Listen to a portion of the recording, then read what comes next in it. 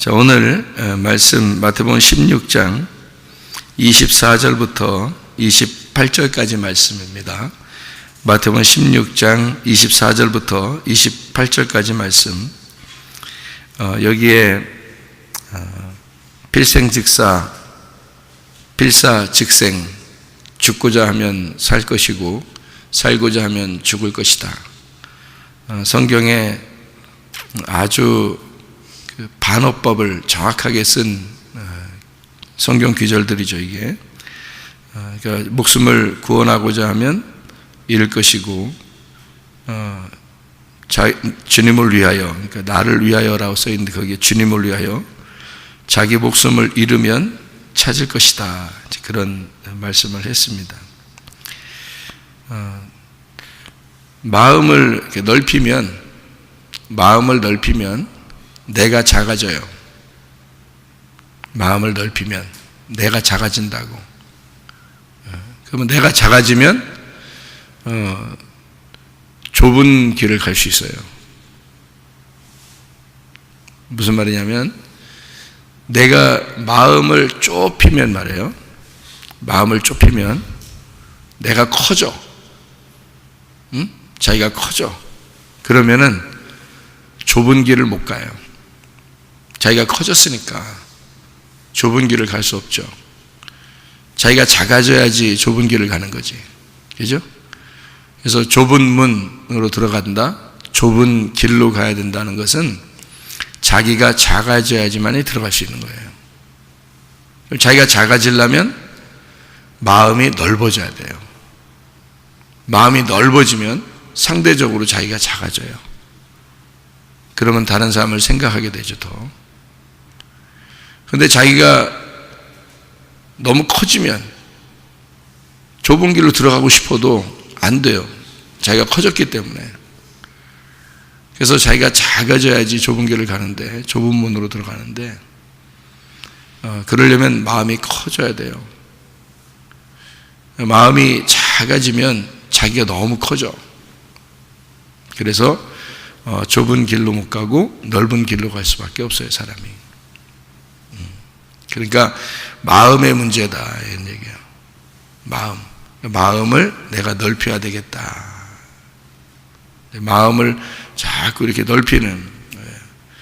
그래서 고린도 후서 6장에 보면 이런 말씀이 있어요. 11절 13절의 말씀에 보면 고린도인들이여 너희를 향하여 우리의 입이 열리고 우리의 마음이 넓어졌으니, 이렇게 되어 있어요. 그리고 내가 자녀에게 말하듯 하노니 보답하는 것으로 너희도 마음을 넓혀라, 그렇게 이야기했습니다.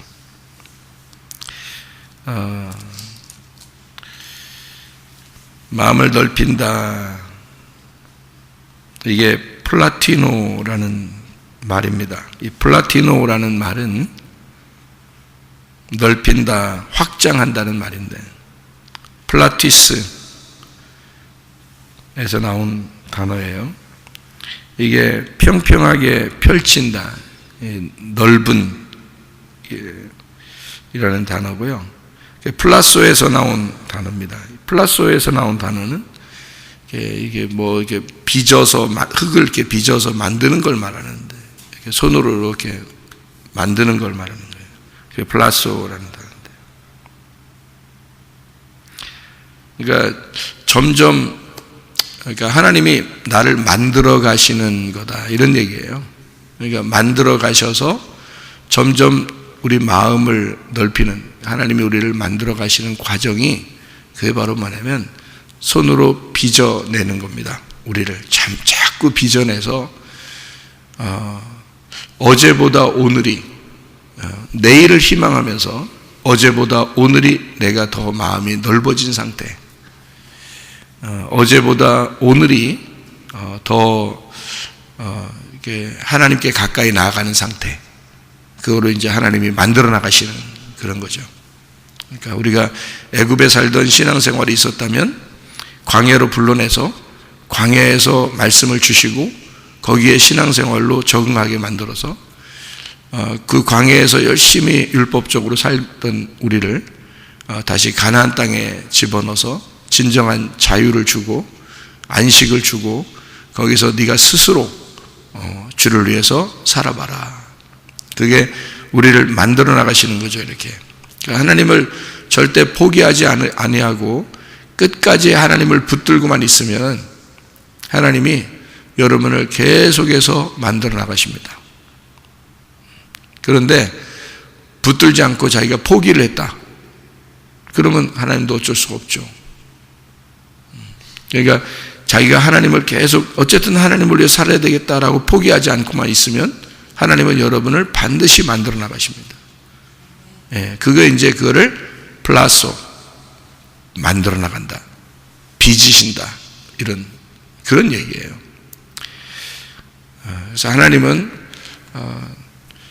신실하시고 하나님은 반드시 우리를 더 선하고 좋은 것으로 인도해 나가시는 하나님이십니다.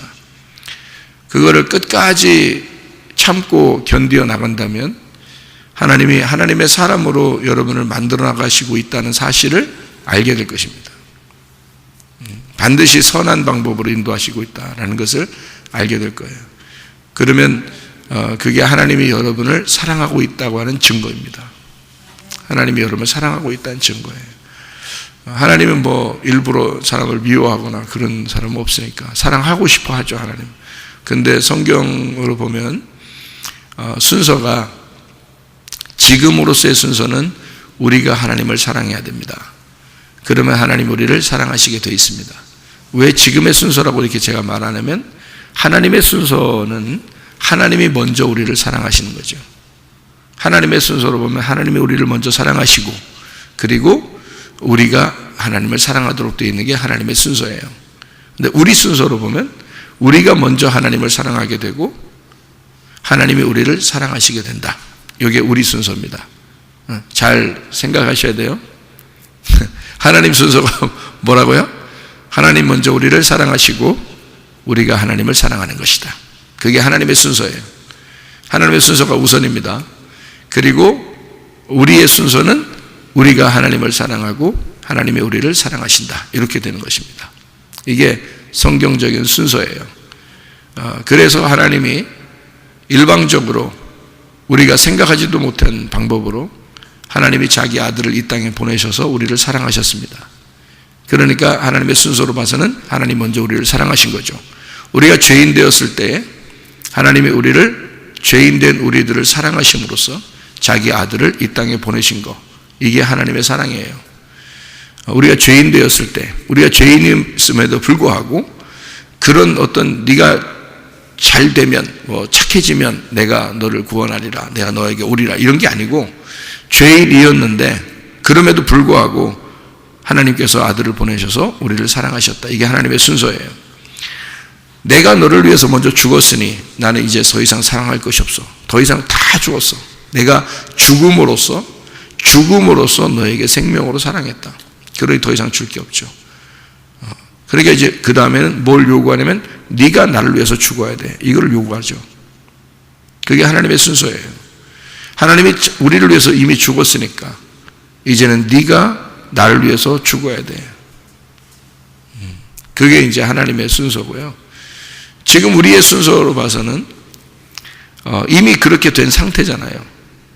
그러니까 내가 하나님 앞에 달려오는 거죠. 하나님 앞에 달려와서 하나님을 붙들어요. 만나려고 합니다. 사랑하려고 해요. 그러면 하나님이 우리를 사랑하시는 거고 하나님이 우리를 만나주신다는 거죠. 우리 순서로. 그러니까 지금의 우리 순서로 봐서는요, 가만히 넋놓고 앉아있으면요, 여러분, 하나님 사랑 절대 안 합니다. 하나님이 여러분을 절대 사랑 안 합니다. 넋놓고 앉아있으면요. 그 사람들이 넋놓고 앉아있어도 목사님 우리를 다 자녀로서 사랑하는 거 아니겠습니까? 그렇게 얘기하셨잖아요. 넋놓고 있어서 사랑한다는 의미가 아니라 하나님이 여러분을 다 사랑하신다, 그 얘기를 한 거예요. 하나님이 여러분을 다 사랑하신다. 근데 넋놓고 앉아 있어요. 그러면은 그 넋놓고 앉아 있는 사람이 하나님을 사랑하려는 의도가 없어요. 그러면은 하나님이 그 사람을 굳이 지금 사랑해야 할 이유가 없습니다. 잘 생각해 봐요. 그 사람이 하나님을 만나려고 해요?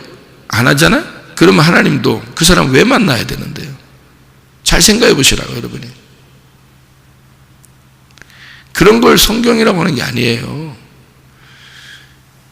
성경을, 그러니까 성경을 들을 때 지혜가 있어야 되고 잘 들어야 됩니다. 그 명철이 있어야 되는 거예요.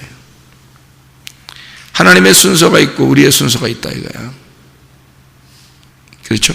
그러면 설교자 입장에서는요, 여러분에게 어떨 때는 하나님의 순서를 설명해 줍니다. 설교자 입장에서는 어떨 때는 우리의 순서를 설명해 줄 때가 있어요. 그럼 우리의 순서를 설명해 주면 굉장히 무섭죠. 하나님의 순서를 얘기해 주면 너무 좋죠. 어떨 때는 하나님의 순서를 얘기해 주고 어떨 때는 사람의 순서를 얘기해 주니까 사람들이 생각할 때 헷갈리죠. 어떻게 하라는 거야 도대체. 이렇게 생각되죠. 여러분, 이게 이제 사람의 순서라는 건요, 사람의 반응이라는 겁니다. 사람의 반응. 여러분, 자녀가 울면 배고프다는 거야. 그래서 젖을 물려줍니다. 그죠? 그리고 아빠가 운동장에 그 체육 날래 아이가 막 운동하는데 엄마 아빠가 가서 막 좋아합니다. 그 아이가 엄마 아빠를 쳐다보면서 자기도 더 열심히 하려고 그러고 엄마 아빠한테 더 애교를 부리고 더 잘하려고 그래요. 그 반응이라고 하는 거거든요. 그런 게 반응. 그런데 어떤 아이가 식물인간처럼 가만히 있어요. 반응이 하나도 없어요. 그러면요, 부모가 어떻게 해줄 수가 없어요. 해줄 수 있는 게 하나도 없어요. 자기가 식물인간처럼 가만히 있는데, 넋놓고 있는데, 그럼 부모가 해줄 수 있는 방법은 뭐 정신병원에 보내든지 아니면 병원에 뉘어놓든지 뭐 이런 방법밖에 없어요. 자기 자식이지만 자기가 어떻게 할 수가 없단 말이에요. 이 아이가 부모에게 반응을 보일 때, 눈을 맞추고 울고 웃고 반응을 보일 때 엄마 아빠도 거기에 반응을 보이는 거거든요. 내 자식이니까. 그런데 반응이 하나도 없어요. 죽은 아이와 같아요.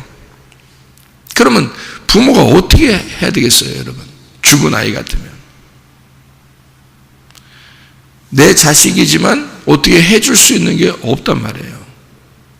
여러분, 사람이라는 건요, 서로 간의 상호 사랑입니다. 사람이죠? 서로 상호 간의 사랑이라는 거예요. 서로 상호 간의 신뢰입니다, 여러분. 결혼식을 왜 해요? 한 사람에게 일방적으로 짐을 맡겨주기 위해서 결혼식 합니까? 결혼 서약이라는 게 그런 건가요?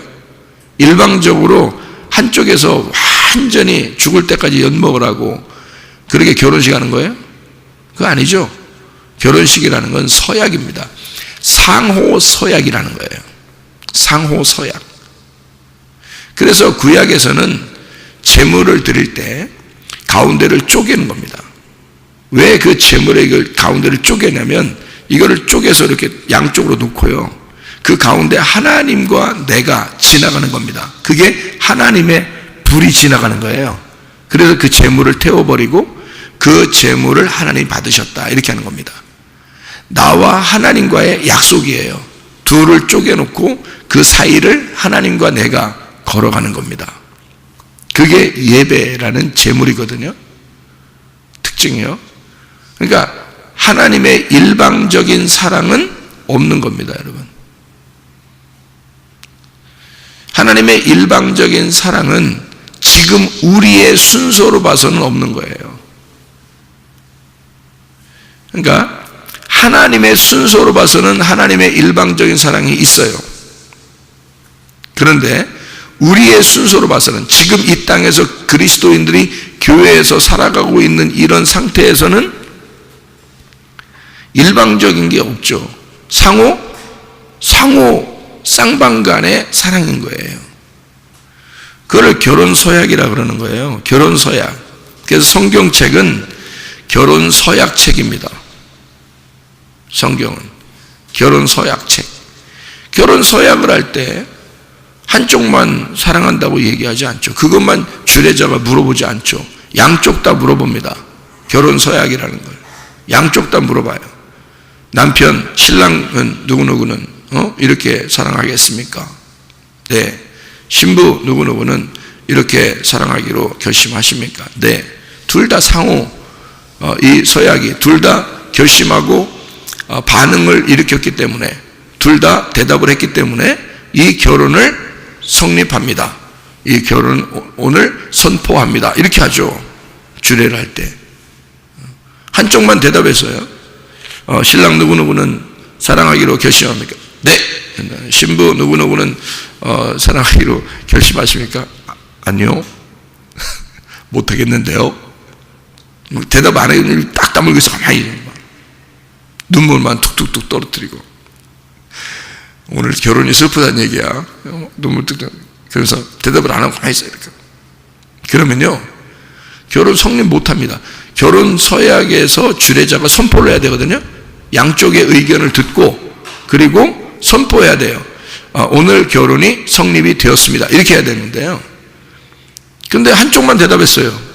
여러분이 주례자 같으면 결혼 그래도 그냥 야 대충 시간 없으니까 결혼시키면 빨리 밥 먹어야 되니까 가서 이렇게 해서 결혼 땅땅땅 오늘 결혼 선포됐습니다. 그렇게 하는 결혼이 어디 있어요? 안 한다. 그렇게 안 되는 거예요. 상호 둘 다 신랑과 신부가 둘 다 사랑하기로 결심하는 그 대답이 나왔을 때 그때 오늘 결혼을 선포합니다. 이렇게 결혼식이 성립되었음을 선포합니다. 이렇게 합니다. 그거 다 써 있어요. 여기 매뉴얼로 주례자들한테. 그 매뉴얼이란 말이에요. 그거 아니면 성립이 안 되는 거죠. 성경이 일방적인 사랑 같아요, 여러분? 아니에요. 상호 사랑입니다. 상호 쌍방간의 사랑입니다. 그래서 성경에는 잠언서 8장 17절을 여러분이 아시죠? 잠언 8장 17절 말씀 보면 뭐라고 써 있냐면 이렇게 되어 있습니다. 나를 사랑하는 자들이 나의 사랑을 입으며 나를 간절히 찾는 자가 나를 만날 것이다. 이렇게 되어 있습니다.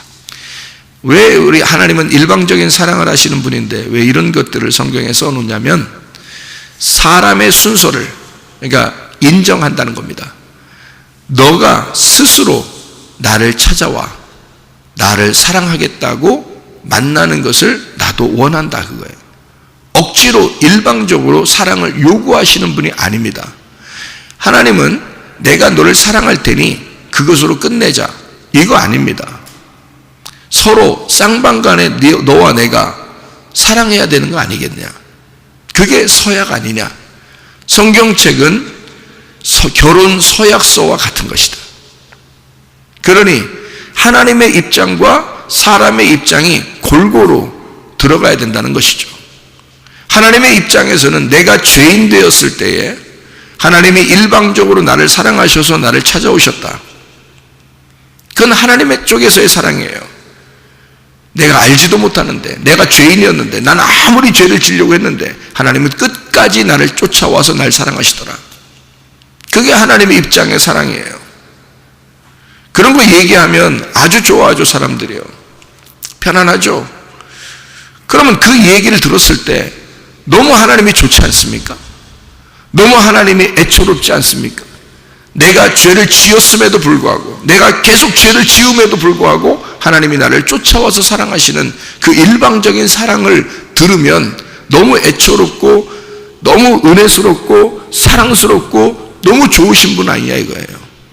그러면 거기에 대해서 우리는 무반응을 할 수 있느냐 이겁니다. 반응 없이 그냥 가만히 있으면서 넋놓고 앉아있으면 끝까지 사랑하겠지라고 그렇게 할 수 있냐 이거야. 그걸 만약에 알았다면 그 일방적인 하나님의 사랑을 알았다면 그냥 넋놓고 앉아 있을 수 있겠냐 이거예요. 여러분, 그럴 수 없습니다. 죽은 자가 아니면 넋놓고 있을 수가 없어요. 반드시 사람의 반응이 나와야 되는 것입니다. 신랑이 사랑하게 되면 신부가 반드시 거기에 대한 반응이 나와야 되는 것이고요, 신부가 정말 사랑하게 되면 신랑의 반응이 반드시 있어야 되는 거예요. 여러분, 그게 살아있는 자들의 사랑입니다. 살아있는 자들의 결혼이고요. 하나님이 죽은 자와 사랑하겠습니까? 왜 우리를 살리려고 하겠어요? 왜 우리를 말씀을 줘서 사람을 살리려고 하겠어요? 살아있는 자와 사랑하고 싶다는 거 아닙니까, 하나님이? 그럼 내가 살아있다면 반응 하나도 못하고 반응 안 하고 그럼에도 하나님이 날 무조건 사랑할 거야. 그건 네 입장이죠. 그건 네 생각이지. 결혼이라는 건 그런 게 아니란 말이에요. 그 자기 개인주의로 자기 혼자 생각하는 거죠. 결혼해놓고서도 에휴, 신랑이 나만 무조건 사랑해줘야 돼, 뭐 그렇게 하시겠지, 뭐 그렇게 하겠지, 뭐 남편은 그렇게 하라고 목사님도 맨날 얘기하고 그렇게 하는 거니까 그렇게 하는 걸 거야, 그러면서 가만히 있다고요. 그래서 조금만 뭐 삐지고 뭐 금방 화내고 뭐 이런다고. 남편은 뭐 마음 넓게 다 사랑해줘야 되는 거니까 무조건 뭐 이렇게. 그렇게 생각하는 너하고 비슷하게 생각하는 사람하고 살아야 돼. 너는 그런 사람하고 살아야 돼. 그게 어울려. 그런 거 아닙니다. 우리 사랑하는 건요, 반응이라는 게 있는 거예요. 반응. 일방적인 건 없습니다. 상호 반응이에요. 여러분, 그 반응을 일으키는 거라는 거예요. 말씀이 여러분에게 증거돼서 하나님의 사랑을 깨닫게 된다면 반드시 여러분에게는 반응이 일어나야 되는 것입니다. 그게 살아있는 자들의 반응이에요. 그게 결혼 서약이라는 거죠. 사랑하는데, 하나님이 일방적으로 날 사랑했다는데 내가 가만히 있을 수 있나요? 있을 수 없는 얘기예요. 이상한 거지. 그게 사람이 그렇게 생각한다는 자체가 이상한 거지. 그럼 우리는 어떻게 해야 돼? 가만히 있을 수 있나요? 막 달려갑니다. 그 사랑하는, 나를 위해 손짓하고 나를 위해 손을 두 팔 벌려 나를 환영하는 그 사랑하는 신랑에게 내가 달려가는 거죠. 그래서 교회 이 성경을 이렇게 보면요, 그리스도의 사랑을 받은 사람들 있잖아요. 성경에 보면, 그죠? 베드로 같은 사람, 바울 같은 사람, 다 써 있잖아요. 하나님의 그 사랑받은 사람, 주님의 그 사랑받은 사람들 있잖아요. 베드로가 3번 부인하고서도 주님의 사랑을 받았죠. 바울은 스데반을 때려 죽이고 또 사람을 죽이러 가는데도 주님의 사랑을 받았죠. 이렇게 일방적으로 하나님을 잘 모르는 사람들에게는 하나님이 일방적으로 사랑하십니다. 그렇죠? 사랑했어요. 사랑을 알았어. 주님이, 내가 이런 상태인데 주님이 날 사랑하셨어. 그걸 알았어. 베드로가 가만히 있을 수 있나요, 여러분? 바울이 가만히 있던가요? 그렇지 않죠. 넉넉고 가만히 교회에 있는 사람들이 이상한 거 아닙니까? 하나님의 사랑을 받은 사람이라면 반드시 달려가게 되어 있습니다. 주님의 품 안에 반드시 달려가게 되어 있죠. 바울이 그랬고요, 베드로가 그랬습니다. 바울과 베드로는 다른 사람이니까, 그러는 우리하고 좀 다른 종류의 사람이니까, 그래요? 그럼 왜 야고보서 5장에 엘리야는 우리와 똑같은 사람이라고 얘기합니까? 하나님에게 반응했던 엘리야는 왜 우리와 똑같은 사람이라고 얘기합니까? 성경에서. 내가 볼 때는 엘리야나 베드로나 바울이나 나나 뭐 같더라고, 뭐 같은 사람이더라고. 뭐 주님께 향한 내 마음, 주님께 향한 엘리야의 마음, 주님께 향한 바울의 마음, 주님께 향한 베드로의 마음이 뭐 달라야 되나요? 여러분, 종류가 다른 사람들인가요? 그 사람들은? 아니에요. 주님이 사랑했다고 하는 사실을 정확하게 안 사람들이었습니다. 그걸 정확하게 아니까 이 사람들이 가만히 있을 수 없는 거죠. 새벽이든 저녁이든 하나님의 말씀 평일날에도 뭐 어디 집에 있든 뭐 학교에 가든 직장에 가든 교회 오든 이 동일하게 하나님을 사랑하는 마음이, 주님께 달려가고 싶은 마음이 막 한없이 나오는 거죠. 주님의 일방적인 사랑을 받은 사람들이 말이에요. 거기에 대한 반응을 하는 거예요. 그걸 믿는다라고 하는 것입니다. 믿는다. 변함없이 믿고 있다. 변함없이 믿고 살아간다라는 피스티오라는 단어입니다. 믿음이라는 피스티스가 오면 너는 반드시 피스티오로 반응하게 될 것이다. 이거죠. 그걸 믿음으로 산다. 로마서 1장 16, 17절에 말씀하는 복음은 의인에게 믿음으로 말미암아 살도록 만들어낸다는 것입니다. 그 우리가 반응을 일으키는 거예요. 이렇게. 새벽에도 이렇게 반응을 일으키는 거고요. 저녁에도 반응을 일으키는 거고요. 주님을 사랑한다는 반응을 일으키는 겁니다. 그거죠. 넉넉고 있으면 하나님이 우리를 만나 주실 거야 하는 것은 전적으로 잘못된 생각입니다. 결혼이라고 하는 건 상호 사랑의 관계예요. 그런 서약입니다. 서로 약속하는 거죠. 서로 서약해서 일방적인 건 우리 둘이 없다. 일방적인 사랑은 우리 둘이 없는 거야 라고 하는 걸 반드시 이걸 이해시켜 주는 게 결혼식입니다. 결혼 서약이라는 거예요. 하나님과 우리는 일방적인 누구 하나만의 사랑이 아닙니다. 하나님의 사랑을 알면 반드시 우리는 약속을 하게 되어 있고요. 내가 하나님을 사랑한다고 그러면 하나님은 반드시 나에게 반응하셔야 하는 것입니다. 하나님이 날 사랑한다면 나는 반드시 그에게 반응해야 되는 거고, 내가 하나님을 사랑한다 그런다면 하나님도 나에게 반드시 반응을 하셔야 된다는 거지. 이해가 되십니까? 그래서 기도하는 거예요, 여러분. 우리가 기도 왜 합니까? 기도하는데 하나님이 절대로 안 이루어질 것 같아. 그럼 뭐하러 기도해? 그렇게 따지면 그럼 뭐하러 기도하냐고. 하나님이 절대 내 기도를 안 들어줄 것 같아. 그리고 항상 안 들어줬어. 그렇게 되면 뭐하러 기도해요? 뭐하러 기도해요?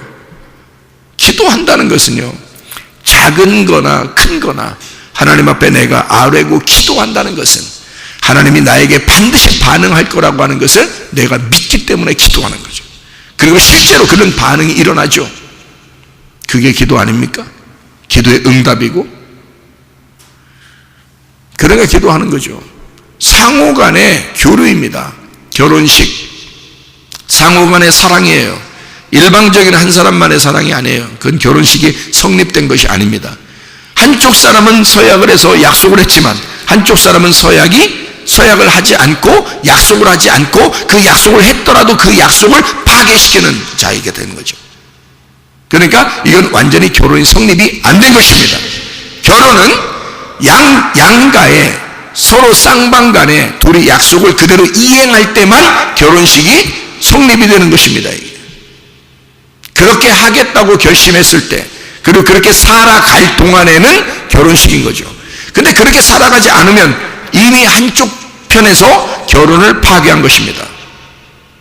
그렇잖아요? 그러니 일방적인 한 사람만의 사랑을 요구하는 것은 있을 수가 없다 하는 것입니다. 반드시 반응이 일어나게 돼 있어요. 쌍방간의 사랑입니다. 결혼은요. 성경책이 그런 것이고요. 그래서 하나님과 우리는 서로가 쌍방간의 사랑이에요. 그러려니까 마음이 넓어져야 되는 거예요. 마음이 넓어지지 않으면 용납을 할 수가 없죠. 마음이 넓어지면 내가 좁아지는 거예요. 내 자신이 작아지는 거예요. 마음이 넓어지면, 마음은 안 보이는 거잖아요. 마음이 넓어지면 내가 작아지는 거예요. 그러니까 작아지니까 좁은 문으로 들어갈 수 있지. 좁은 길로 갈 수 있지. 근데 내가 마음이 좁아. 그러면 마음이 좁아지니까 내가 너무 커지는 거야. 마음이 좁으니까 내가 커져. 그러니까 좁은 길로 못 가. 넓은 길로만 가야 돼. 넓은 문으로만 들어가야 돼. 성경적으로 멸망의 길이죠, 그게. 그러니까 마음이라고 하는 게 뭐냐 이거야. 마음이 뭐냐 이거야. 그건 하나님의 기관이에요. 하나님의 로고스. 하나님의 로고스가 커지면 상대적으로 내 로고스는 작아진다는 거지. 그렇죠? 예. 그러니까 하나님 마음이 좁다는 말은 무슨 말이에요? 하나님의 로고스가 작다는 말이에요. 그러면 상대적으로 내 로고스가 커져 있다는 거지. 무슨 말인지 알겠어요? 그러면은 좁은 길로 못 가죠. 그러니까 마음을 넓히면 내가 작아져. 하나님의 로고스가 커지면 내 로고스가 작아지는 거예요. 그러니까 말씀이 이 땅에 왜 내려오셨냐면 나라는 로고스에게 하나님의 로고스가 이 땅에 내려와서 부딪히려고 그런 겁니다. 부딪히면 뭐 하는데요? 플라소 하는 겁니다. 만들어내는 거예요. 부딪혀서 자꾸 넓혀주는 겁니다. 그래서 너희가 마음을 넓혀라 그러는 거예요. 자꾸 두드려요. 플라소 하는 겁니다. 광야에 평평하게 넓히듯이 네 마음을 넓혀라 이거야. 그래서 이거를 펴주는 거예요. 뭘로? 망치로, 하나님의 로고스로 나를 펴는 겁니다. 내 로고스를 두드려. 그래서 마음을 넓히고 내 로고스를 죽이는 거죠. 그러면은 사람이 마음이 커지고 하나님이 주신 마음이 커지는 거고 자기는 작아지는 거죠. 네. 그러면 좁은 길로 들어가는 거예요. 그러니까 이게 상대적인 거예요. 성경은 이렇게 반대로 써 있다 그랬죠. 머리가 되려고 그러면 꼬리가 된다 그랬고, 꼬리가 되려면 머리가 된다 그랬죠. 이렇게 반대로 돼 있다 성경은. 그러니까 하늘에서 보는 입장에서는 꼬리가 머리인 거고요. 하늘에서 보는 입장은, 땅에서 보는 입장은 머리가 머리인 거야. 그러니까 사람들은 다 머리가 되려고 그러죠. 그게 다 경쟁을 해가지고 머리가 되려고 하는 게 그게 뭐겠어요? 그게 선악과 먹는 거예요. 그게 여러분. 아니 교회에서도 그렇게 하면 되겠냐고. 안 되죠. 교회에서도 그렇게 하면 안 되는 거예요. 교회에서만큼은 서로 경쟁을 시키면 안 되는 거예요.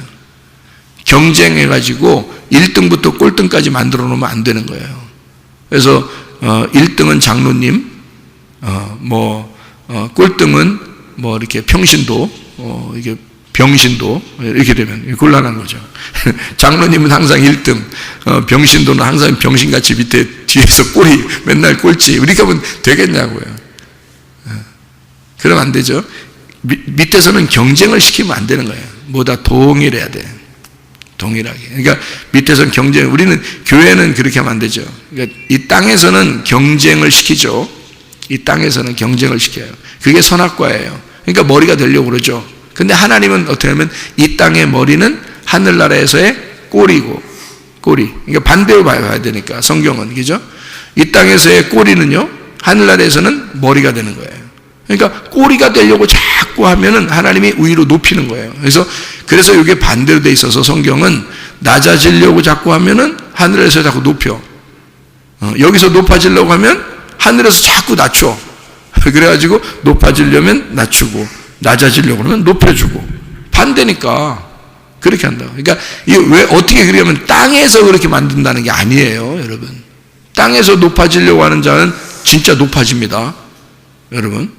높아지려는 사람 낮아지고 그렇게 안 해요. 하나님이 사랑하면은 물론 실패도 하게 만들고 해서 낮아지게 만들죠. 그게 어디에서만 있는 사건이에요? 교회에서 하나님의 백성들에게 하나님이 사랑해서 그들을 낮추려고 하는 작업이지, 땅의 규칙에서는 절대 그렇지 않습니다. 땅의 규칙은요, 누군가라도 밟고 일어나야 머리가 될 수 있습니다. 땅의 규칙은요. 그런 사람들이 그리고 성공합니다, 여러분. 그렇지 않겠어요? 그러니까 땅에서 규칙하고 전혀 달라요, 성경의 규칙은. 그러니까 땅에서는 머리가 되려고 그러면 계속 머리가 됩니다. 그런데 머리가 되려면 꼬리가 되는 거고, 머리가 되면 꼬리가 되는 거고, 꼬리가 되면 머리가 되는 거고, 이건 하늘의 법칙과 땅의 법칙을 같이 설명하는 거예요. 땅에서는 네가 머리다, 하늘에서는 꼬리야. 땅에서는 네가 꼬리야, 그러면 하늘에서는 머리야. 이렇게 바꿔놓는 거죠. 땅에서 네가 낮아지려고 그래? 그럼 하늘에서 높아지는 거야. 땅에서 높아지려고 그래? 너 하늘에서는 낮아진다. 이렇게 되는 거죠. 그러니까 땅에서는 높아지려고 그러면 높아지고, 낮아지려면 낮아져요. 다 계속 그렇게 만들어버려요, 땅에서는요. 경쟁사회니까, 선악과니까. 그러니까 이 선악과를 먹은 인간들은 모두 다 경쟁사회에 들어가는 거예요. 그래서 경쟁을 서로 해야 돼. 그래서 높낮이가 반드시 있습니다. 근데 하늘나라에서는요, 높낮이가 없어요. 마태복음 20장에 품꾼들에게 아침에 온 사람이나 저녁에 온 사람이나 품꾼은 돈을 어떻게 줘요? 똑같이 주죠. 네, 똑같이 줍니다. 그게 예수님의 마음, 하나님의 마음이라고 나와 있잖아요. 그게 하나님 마음이야. 하늘나라 올라가면 높은 자, 낮은 자가 없어요. 똑같이 하나님의 상급을 주시는 겁니다. 그런데 사람들이 이 땅에 생각해보니까, 땅에서 생각해보니까 하늘나라 올라가면 상급이 다 틀리다고 생각하는 거죠. 그렇죠? 그럼 상급이 다 틀리다는 얘기가 있어야 되잖아요, 성경에. 그렇잖아요? 하늘나라 올라가면 상급이 틀리면 틀리다는 얘기가 있어야 되잖아요. 그럼 틀리다는 얘기가 만약에 나온다, 어딘가에 나온다, 이러면 막 굳이 찾아냈다 그러면 그 앞뒤를 잘 설명을 읽어보세요. 성경을. 그런 내용인가? 하나님 그렇게 하지 않습니다. 하늘나라 올라가면 다 똑같아요. 그럼 여기서 왜 열심히 해요, 우리가? 미쳤다고. 그러니까 넌 미친 거야, 그게. 여기서 왜 열심히 하냐면 하나님의 사랑에 감격해서 사랑에 반응하고 있는 중이에요. 열심히 한다는 말은 하나님의 사랑에 너무 감격해서 하나님이 나에게 주시는 그 사랑이 너무 좋아서 사랑에 반응하고 있는 중이란 말이에요. 열심히 한다는 의미가 무슨 우리가 이거 상급 더 많이 받아 그런 게 아니라 날 사랑해 주는 만큼 내가 더 사랑하고 싶어서 그러는 거잖아요. 그 사랑에 대한 반응인 거지. 상 받으려고 그러는 게 아니잖아요, 여러분. 그 이상한 거잖아. 이 땅에서 생각하는 사람들처럼 1등부터 꼴등 이렇게 생각해서 경쟁사회에 들어가서 경쟁을 하면서 하늘나라에 올라갈 때까지 내가 상급 더 많이 받아야 되겠다 해서 그렇게 하는 사람하고 이건 전혀 차원이 다르단 말이에요. 이건 성경을 전혀 모르는 것이다. 그건 우리가 그거 상 더 많이 받을 어떤 이 땅에 있는 것처럼 상 받는 그런 것처럼 열심히 하는 게 아니에요, 여러분. 우리는 더 열심히 해야 돼. 그런 사람들보다 더 열심히 하고 더 하나님 앞에 사랑을 더 사랑하고 싶어서 하나님에 대한 반응을, 사랑을 더 많이 크게 반응을 해야 되죠. 하늘나라 올라가서 다른 사람보다 내가 더 위에 높은 위치에 차지하려고 그래서 하는 건 이건 미친 짓이란 말이에요. 이게 그런 게 아닌데 엉뚱한 걸 가르쳐 주는 거란 말이죠. 하나님의 마음을 어떻게 그렇게 왜곡합니까? 하나님의 그 사랑을 어떻게 그렇게 왜곡합니까? 그 왜곡해도 사람들에게 왜 그게 딱 맞아 들어가는지 알아요? 왜 그렇게 얘기하면 그게 왜 자기한테 확 와닿는지 알아요? 네가 선악과를 먹었기 때문에 그래요. 선악과를 먹은 자들은 항상 경쟁을 1등부터 꼴등을 항상 생각했기 때문에 그 위로 밟고 올라가야 된다는 것을 늘 이 땅에 있는 법칙대로 살아가려고 하기 때문에 그렇습니다. 생명나무의 법칙은 그렇지 않습니다. 생명나무의 법칙은 이 땅의 법칙과 달라요.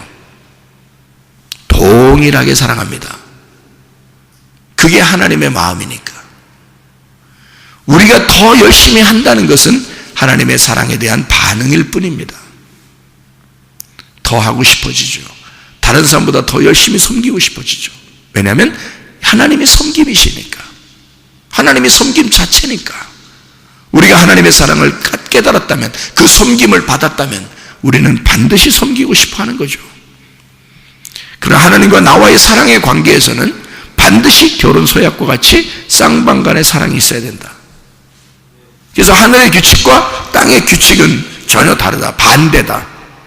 머리가 꼴이 되고 꼬리가 머리 되는 것이다. 높은 자는 낮아지고 낮은 자는 높아지는 것이다. 죽으려고 하면 살게 될 것이고 살려고 하면 죽을 것이다 이 말입니다. 예. 살려고 하면 죽는 거예요. 죽으려고 하면 사는 거고. 그러니까 내 로고스를 살리려고 하면 말이에요. 쉽게 얘기해서 내 로고스를 살려면 이게 내 목숨처럼 내 로고스를 내 목숨같이 살리려고 그러잖아요. 그럼 넌 죽을 거야. 네가 커지면 커질수록 어느 날 넌 완전히 부셔질 거야. 너 죽을 거야. 네가 네 목숨과 같이 생각한 너의 로고스를 자꾸 죽이려고 그러면, 잃어버리려고 그러면 너는 살게 될 거야. 이게 어디의 법칙이겠어요? 이 땅에서의 죽음이 하늘에서의 생명이 될 거야. 너 이 땅에서 그렇게 이 땅의 법칙대로 살아보려고 그렇게 선악과 먹고 그렇게 크게 한번 돼보려고 네가 살아보려고 하잖아? 하늘에서 넌 죽은 목숨이야. 너는. 이게 성경입니다. 여러분, 성경은요 이 땅의 책이 아닙니다. 하늘의 규칙은 이 세상의 규칙과 전혀 반대를 말하고 있습니다. 오히려 여러분, 우리는 마음이 넓어지고 나를 죽이자 이거야. 마음은 하나님에게서 온 것이고 나 자신은 내 자신이니까 나를 죽이고 나를 작게 크게 만들고 하나님의 마음을 넓혀야 된다. 이 땅에서 나를 잃어버릴수록, 나를 잃어버리고 하나님의 사랑을 더 입으면 입을수록 우리는 하늘나라의 사람이 될 것입니다. 나를 잃어버리고 하나님을 더 얻어서 하나님 안에서 살아가는 하나님의 사람들이 다 되시기를 바랍니다. 기도하겠습니다.